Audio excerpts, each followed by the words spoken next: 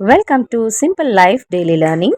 ನಾನು ಇವತ್ತು ಪನ್ನೀರ್ ದೋಸೆ ಮಾಡ್ತಾ ಇದ್ದೀನಿ. ಬನ್ನಿ ಹೇಗೆ ಮಾಡೋದು ಅಂತ ನೋಡೋಣ.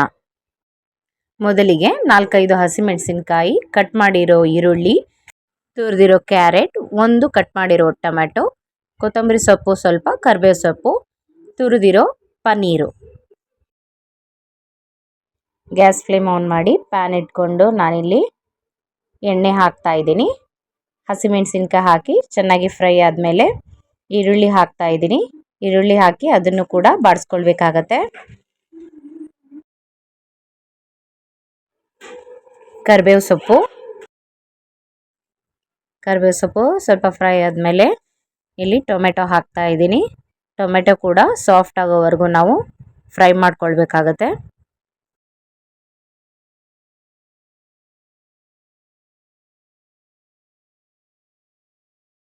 ಕಾಲು ಸ್ಪೂನ್ ಅರಿಶಿನ ಹಾಕ್ತಾ ಇದ್ದೀನಿ.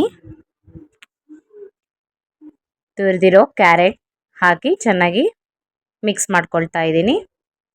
ಸ್ವಲ್ಪ ಫ್ರೈ ಆದಮೇಲೆ ನಾವು ಪನ್ನೀರ್ ಹಾಕ್ಕೊಳ್ಬೇಕಾಗತ್ತೆ. ಕ್ಯಾರೆಟ್ ಬಾಡಿಸಿದಾದ ನಂತರ ನಾನಿಲ್ಲಿ 200 ಗ್ರಾಮ್ ಪನ್ನೀರ್ ಹಾಕ್ತಾ ಇದ್ದೀನಿ.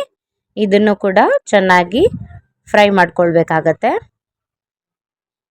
ಕೊತ್ತಂಬರಿ ಸೊಪ್ಪು ಕೂಡ ಸೇರಿಸ್ತಾ ಇದ್ದೀನಿ.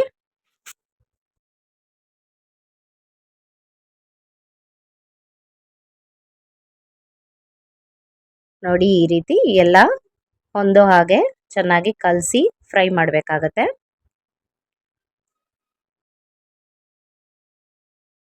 ರುಚಿಗೆ ತಕ್ಕಷ್ಟು ಉಪ್ಪನ್ನು ಸೇರಿಸ್ತಾ ಇದ್ದೀನಿ.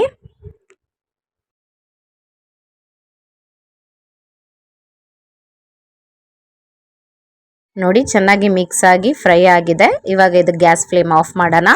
ಪನ್ನೀರ್ ಫಿಲ್ಲಿಂಗ್ ರೆಡಿ ಆಗಿದೆ. ನಾನಿಲ್ಲಿ ಕಾದಿರುವ ತವಾ ಮೇಲೆ ದೋಸೆ ಬ್ಯಾಟರ್ನ ಸ್ಪ್ರೆಡ್ ಮಾಡ್ತಾ ಇದ್ದೀನಿ.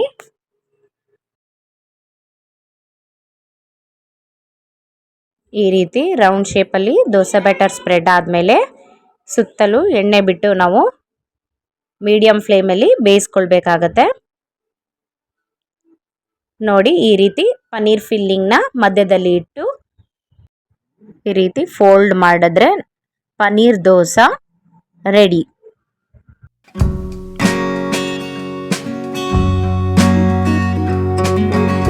ಅದೇ ರೀತಿ ಇನ್ನೊಂದು ಮಾಡಿ ತೋರಿಸ್ತಾ ಇದ್ದೀನಿ.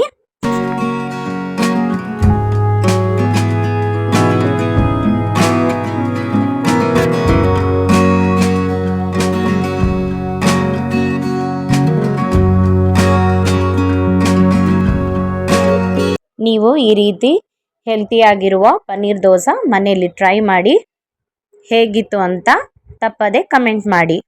Thank you.